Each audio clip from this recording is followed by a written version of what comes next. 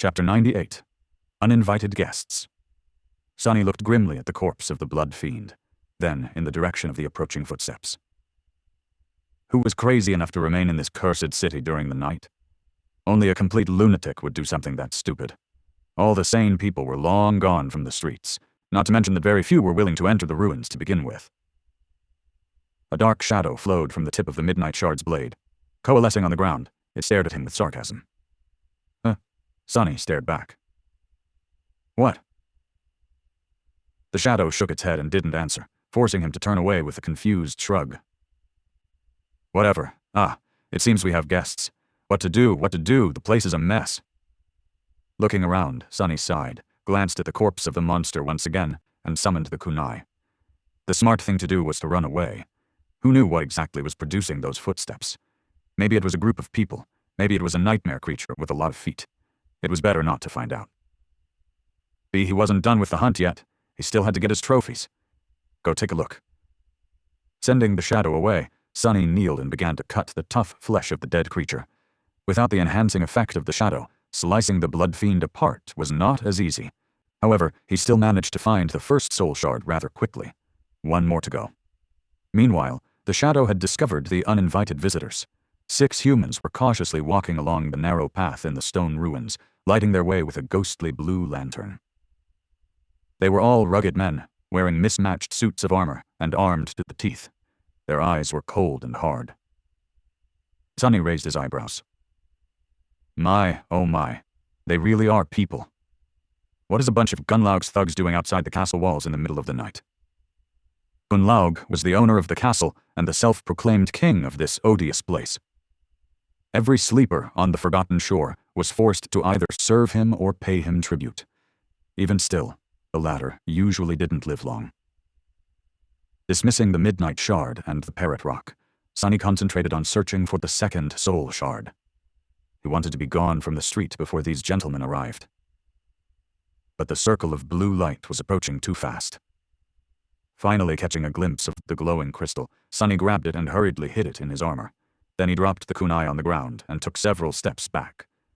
But it was too late. They had already seen him. Be careful! There's a monster! As Sonny was backing away, several weapons were aimed in his direction. Feeling that things were about to get out of control, he cleared his throat and said in a trembling voice, Oh, please don't hurt me. I'm a human. Saying this, he mentally looked himself over. With his ghostly pale skin and dirty hair, his ragged armor covered in layers of dried and fresh blood, Sonny was indeed easy to mistake for a nightmare creature.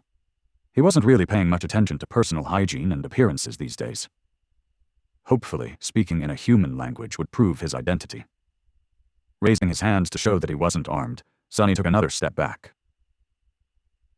The 6 sleepers were really surprised to see another human this far away from the walls of the castle, especially at night. Using their momentary confusion, he cautiously moved even further away. Don't move. Finally able to comprehend the situation, one of the castle inhabitants hissed a threatening command. Sonny obediently froze, careful not to make any sudden movements. The unexpected guests proceeded to come closer, glancing at the corpse of the blood fiend as they walked past it. One of them was taller and better equipped than the rest. Piercing Sonny with a menacing gaze, he approached him and stopped 1 or 2 steps away. The man was older than Sonny by a few years. He was tall and muscular, with a patchy beard covering the lower part of his face and a mean look in his watery blue eyes. From his demeanor and memories, it was easy to tell that the leader of the group had spent no less than 3 years on the Forgotten Shore. He had experience and time to grow stronger than most sleepers here. However, it was also apparent that he wasn't really high up in the ranks of Gunlaug's army. Otherwise, his equipment would have been much more impressive.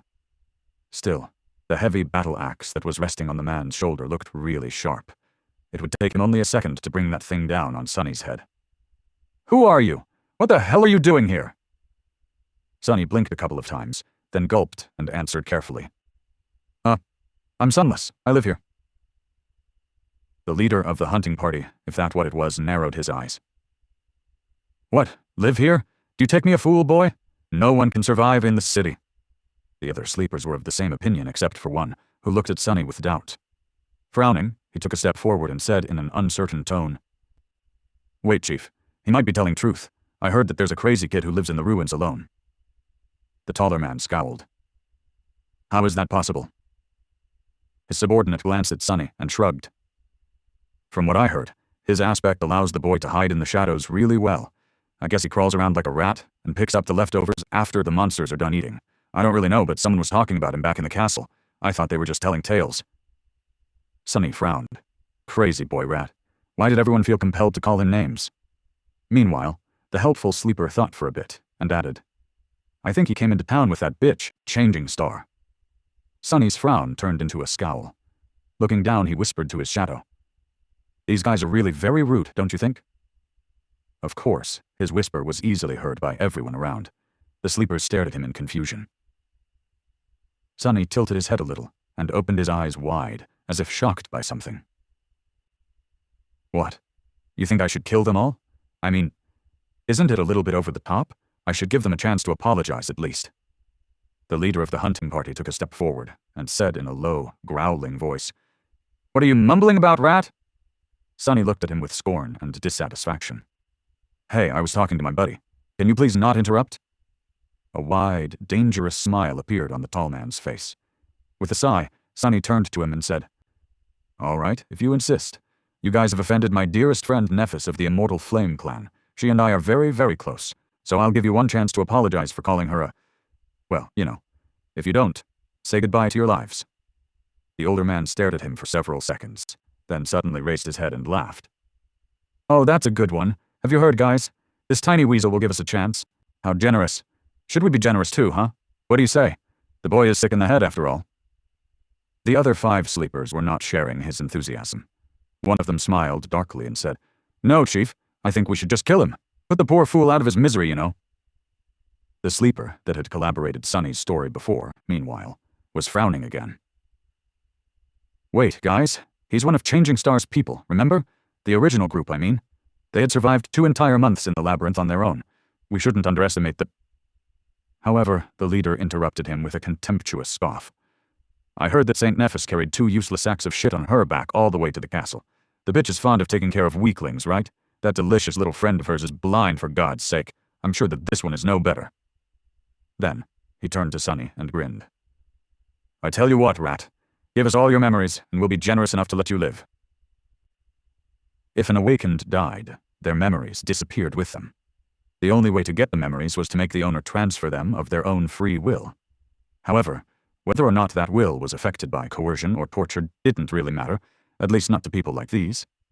Sonny blinked. So you're not going to apologize? The tall man grinned. I think not. Sonny sighed. Oh well. So you want my memories, eh? I have a few. Let me think. How about this one? Lowering one hand, he summoned the parrot rock. It immediately appeared on his palm, looking as boring and ordinary as always. The leader of the hunting party frowned, not taking his eyes away from Sonny's face. Despite his crude exterior, he was paranoid and careful. Years of experience had taught him to never lower his guard. A moment later, the rock spoke. Behind you! That was the most basic of tricks.